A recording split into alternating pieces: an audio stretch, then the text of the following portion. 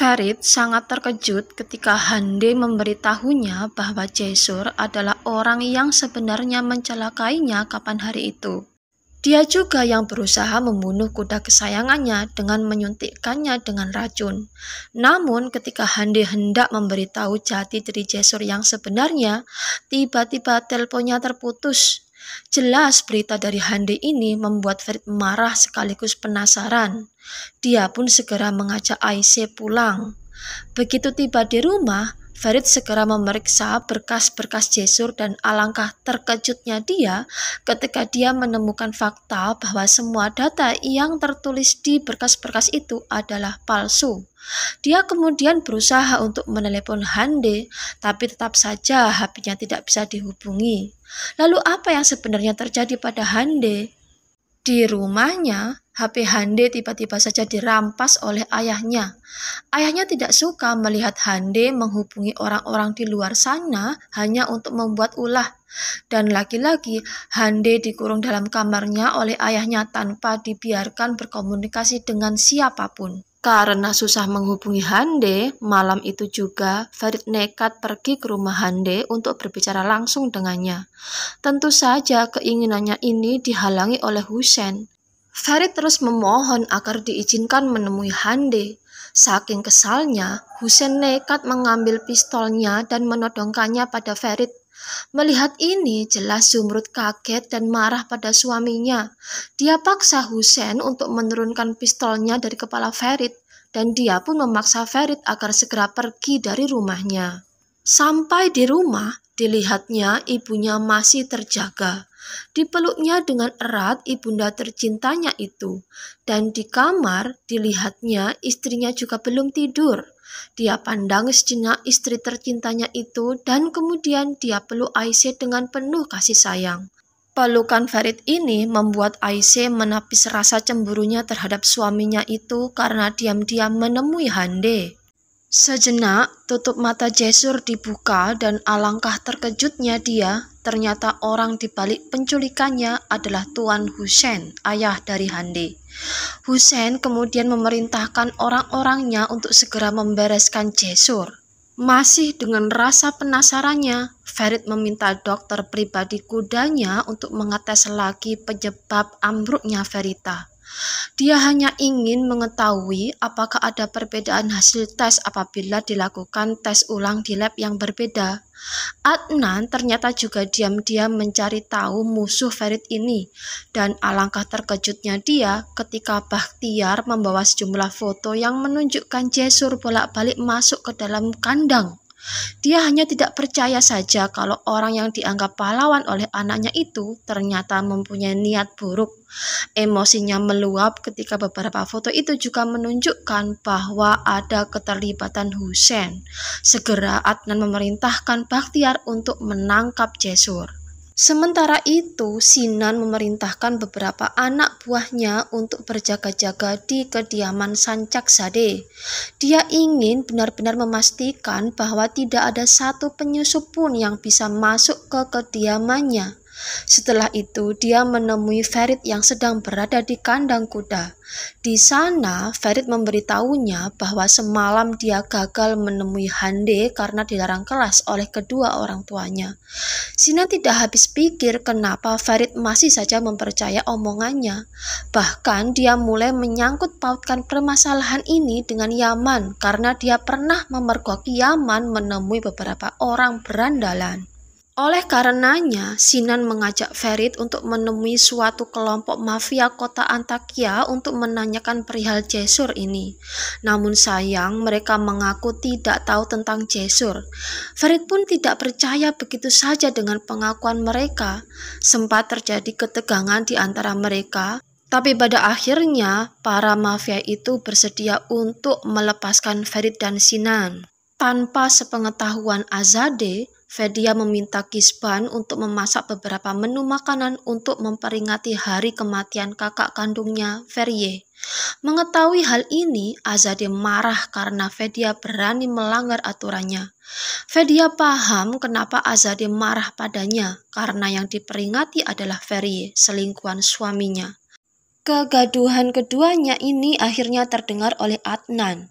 Dia berusaha melerai keduanya, tapi Azadeh tidak terima dengan perlakuan Adnan ini yang menurutnya selalu membela Vedia. Dia protes, dia ungkapkan segala keluh kesahnya yang dipendamnya selama ini. Tindakan Adnan yang mengizinkan Vedia tinggal satu atap di rumahnya sangat menyiksa batinnya. Dia menuduh Adnan sengaja bersekongkol dengan Vedia untuk mengingatkannya akan keberadaan Ferie. Jelas Adnan tidak terima dengan tuduhan Azadeh ini hingga membuat penyakit jantungnya kambuh. Melihat kondisi Adnan ini, Azadeh yang semula emosi berubah menjadi khawatir. Dengan segera dia mengambil obat Adnan. Namun ketika dia hendak memberikan obat itu, Adnan sudah menghilang. Adnan memilih menenangkan dirinya di makam Ferie. Di atas pusara wanita pujaannya itu, dia ungkapkan penyesalannya karena telah meninggalkannya bersama dengan bayi mereka. Saking khusyuknya berkeluh kesah, Adnan tidak menyadari kedatangan Vedia bersama dengan suaminya, Ihsan. Ihsan terlihat sangat syok melihat Adnan berada di pusara kakak iparnya itu, apalagi ketika dia mendengar keluhan Adnan. Dia benar-benar tidak percaya bahwa orang ketiga dalam keluarga kakak kandungnya itu adalah kakak iparnya sendiri. Dan ternyata Vedia, istrinya, juga sudah mengetahui hal ini. Hanya dia saja yang memang tidak menyadari kenyataan ini. Akhirnya, dia pun paham kenapa selama ini dia dan istrinya menjadi pelampiasan kebencian Azadeh. Di tempat lain, Zumrud tengah mendampingi Hande untuk berkonsultasi pada seorang psikolog. Namun ketika gilirannya tiba tanpa sepengetahuan Zumrud, Hande malah melarikan diri dari klinik psikolog tersebut. Segera Zumrud menelepon Husein untuk mengabarkan hal ini. Husein yang kala itu baru saja selesai berbincang-bincang dengan Yaman di kantornya sontak kaget mendapat kabar dari istrinya. Sementara Yaman yang baru saja beranjak dari kantor Husein secara tidak sengaja mendengar percakapan Husein ini. Langsung saja dia mencari keberadaan Hande, dan bagi seorang Yaman yang tahu betul siapa Hande, tentu saja sangat mudah menebak langkah Hande. Begitu dia melihat Hande hendak melangkah ke kafe Aisyah, dia langsung menghadangnya dan mengajaknya pulang. Tentu saja Hande menolak keras ajakan Yaman ini. Bagi Hande, saat ini penting baginya untuk segera memberitahu siapa jati diri seorang Jesur dan apa hubungannya dengan Aisyah.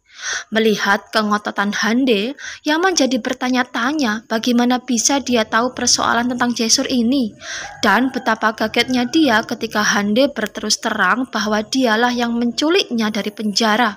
Jelas sudah Hande dalam masalah besar. Dia akhirnya memaksa Hande untuk ikut pulang bersamanya. Di kediamannya, Yaman dengan sabar dan tenang mendengar segala keluh kesah Hande. Setelah itu, dia meyakinkannya bahwa tindakan yang dilakukannya ini tidak akan membuat Farid kembali ke pelukannya. Tapi sebaliknya, hal ini malah bisa memaksa Farid untuk menjebloskannya ke penjara. Awalnya Hande masih kekeh dengan jalan pikirannya, tapi lambat laun dia luluh juga dengan kata-kata Yaman.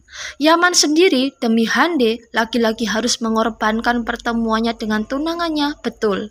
Dia yang sebelumnya sudah janjian dengan Betul untuk merayakan ulang tahunnya dengan makan malam bersama dengan Betul, harus mencari alasan agar bisa membatalkan acara ini.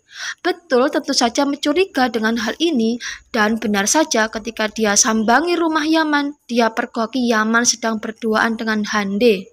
Sementara itu, Sinan dengan mengendap-endap kembali datang ke gedung kosong tempat dia bertemu dengan seorang bos mafia tadi siang. Terus terang, dia masih tidak percaya dengan perkataan bos mafia tadi. Dia temui secara diam-diam salah satu anak buah bos itu yang dia siksa dan sekap di gedung itu. Dengan sedikit ancaman, Sinan akhirnya berhasil memperoleh informasi bahwa pria yang ada di foto itu yang tidak lain adalah Jesur akan dieksekusi malam ini juga. Mendengar ini, Sinan segera bersikeras untuk mencari Jesur. Dan beruntungnya, Sinan dan Farid berhasil menolong Jesur meski dalam keadaan yang sangat mengenaskan. Tentu dalam keadaan seperti ini, Jesur belum bisa ditanyai sama sekali. Agar kondisinya bisa pulih kembali, Farid mempercayakan Jesur pada seorang dokter kepercayaannya. Sementara itu, Bahtiar marah karena mendapat laporan bahwa orang-orangnya gagal untuk mendapatkan Jaisur. Di kafe barunya, Aisyah tengah gelisah menunggu kedatangan Ferit dan juga keluarganya yang lain untuk acara grand opening kafe barunya. Tak lama berselang, sepasang kekasih memasuki kafenya diikuti dengan Moge dan Adnan. Tentu saja kehadiran mereka segera mengubah wajah muram Aisyah. Tanpa disangka, Azadeh ternyata juga bersedia hadir di acara Aisyah ini. Tentu saja hal ini menjadi sesuatu penghormatan baginya. Spontan saja, Aisyah memeluk erat ibu mertuanya itu sebagai rasa terima kasih atas kedatangannya. Selanjutnya, mulailah berdatangan pembeli-pembeli yang ingin merasakan kemeriahan grand opening cafe Aisyah. Dan akhirnya, yang ditunggu-tunggu datang juga, Ferit Sancakzadeh. Acara pembukaan pun segera dilakukan dengan pidato singkat dari Ferit, diikuti dengan pelemparan buah delima oleh sang ibunda Azadeh Sancakzadeh. Malam itu semua tampak tersenyum bahagia menikmati berbagai hidangan kafe dalam suasana penuh keakraban dan kekeluargaan. Setelah kembali pulang ke rumah, Hande diantar masuk ke kamarnya oleh ibundanya Zumrud. Pelan-pelan Zumrud bertanya pada Hande kenapa dia kembali menemui Yaman. Jawaban Hande sungguh membuat Zumrud semakin merasa bersalah. Hande merasa Yaman selalu menerimanya dalam kondisi apapun. Dia tidak pernah berkata kasar padanya, tidak pernah mengumpatnya, tidak pernah mengutuknya, dan tidak pernah mengatainya orang gila. Yaman selalu mendengarkan keluh kesahnya, merangkulnya, memeluknya, dan membuatnya nyaman. Hande merasa Yaman lebih mencintainya daripada ibunya sendiri. Sementara itu, Sinan mengecek kondisi Jaisur.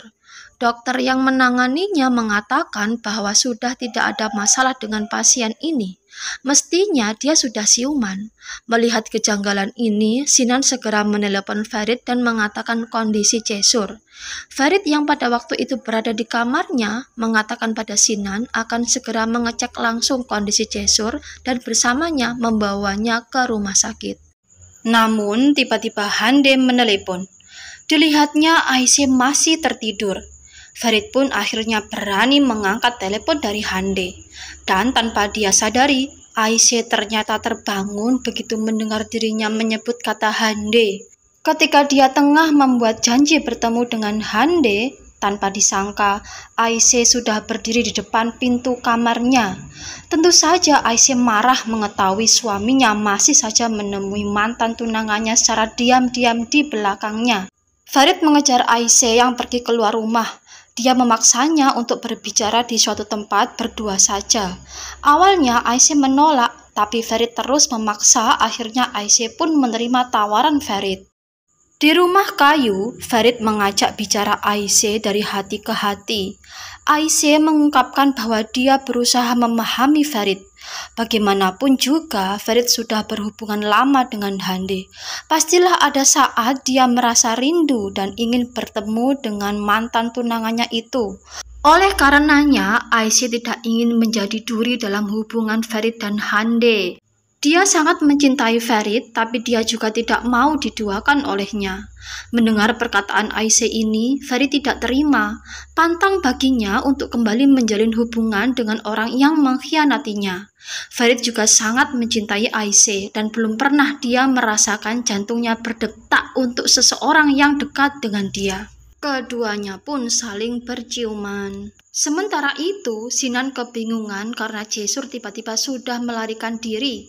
Dia berusaha menelepon Ferit, tapi tidak kunjung diangkatnya juga.